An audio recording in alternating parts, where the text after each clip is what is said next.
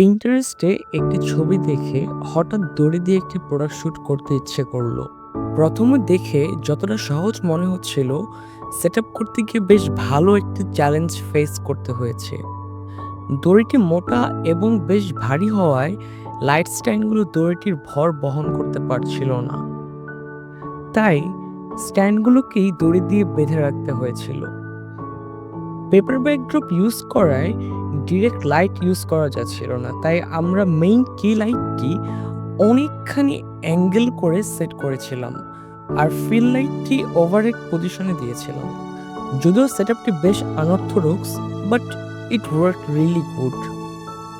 আর background থেকে subject সেপারেশনের জন্য একটি স্নুটের মাধ্যমে পয়েন্ট লাইট ইউজ করেছিলাম, যাতে একটি গ্লোয়ের মতো ইফেক্ট ক্রিয়েট হয়েছে।